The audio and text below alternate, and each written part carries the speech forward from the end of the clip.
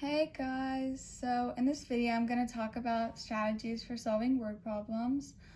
Some are a bit difficult when you first look at them, but I'm going to share some ways that you could maybe break them down so it could be a little easier. The first thing you might want to do when you encounter a difficult word problem is to underline, highlight, or circle important information. Once you've understood the question, think of possible ways to solve using algebra. I find it helpful to draw a diagram or write an algebraic equation in order to solve. The first problem we're going to solve was number 14 on our test. It says, a group of 8 friends were planning to share the rental cost for a summer vacation house. Unfortunately, 2 of the friends had to cancel, and so the remaining 6 each had to pay $200 extra. What was the original cost of the vacation house? So first, we are going to solve this word problem using 2 different strategies. The first strategy is writing an algebraic equation. So, we know that originally 8 friends were splitting the cost of the house. We can represent this with 8x. The cost of the house doesn't change even when 2 friends cancel, so we are going to use the equal signs to represent the cost of the house with 6 friends. So 8x equals. And then, so now there are 6 friends renting the house, so 8x equals 6, which is the new amount of friends. And then now that we know each person has to pay the initial amount plus $200 more. So then we have to do x plus 200 in parentheses, because that's the extra amount that they have to pay.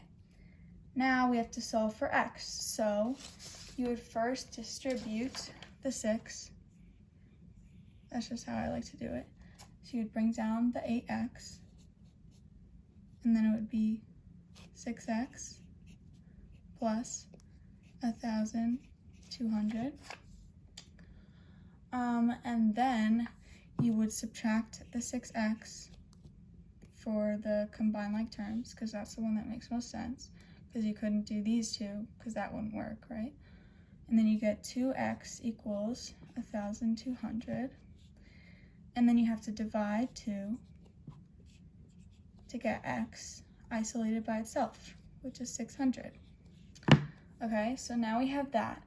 But be careful here, because you might think you are done with the problem. However, 600 is the amount of money each person had to originally pay, but make sure you know what the question is asking. And since there were 8 people, we multiply 8 times 6, okay? Because that's the original cost. So the cost of the house, once you do 600 times 8, that is $4,800 for the original, for the cost of the vacation house. So that is the first way you can do it.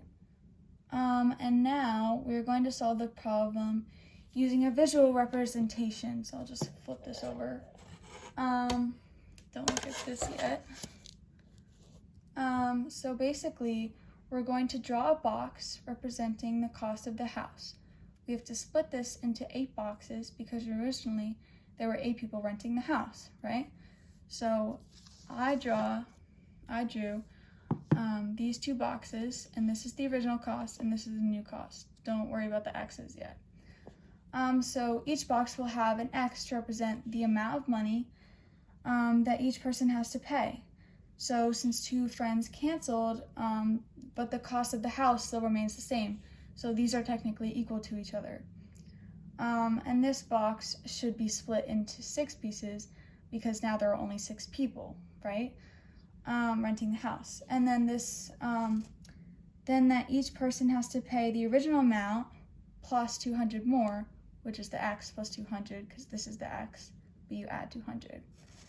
And then, so what I did is I just brought these down, so x plus x plus x 8 times is 8x, and you bring down the equal sign, and then if you do all this, this is just 6x, and then 200 times 6, which is 1,200. And this is basically the same way that we did it before. It's just like a longer way with a diagram that may be a little visually easier. And then this is the same equation, so you just have to do it all over again. 8x equals 6x plus 1,200. And then you would get the simplified version of x, which is 600, but don't forget you have to do the times 8, the original amount, to get the full amount. Okay, so that is the first problem that I did for this would be 4,800, by the way. That's the first problem, and then I have one more problem. It is going to be question 4 from OTL 11. Let me just erase this.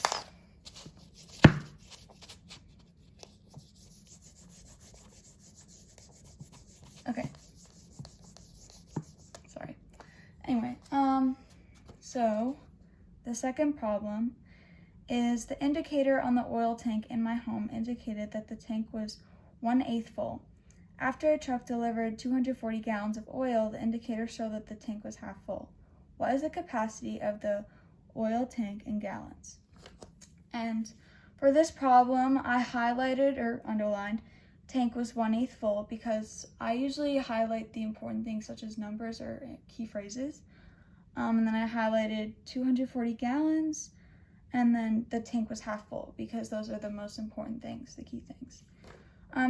For this problem, we're going to draw a diagram like how we just did before.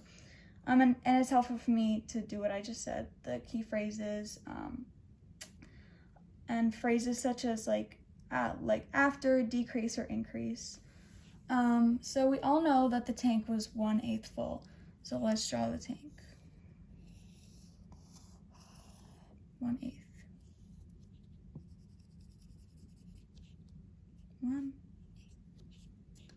Okay, so the problem tells us that after delivery of 248 gallons of oil, the tank was half full. So I'm going to add that information to our diagram.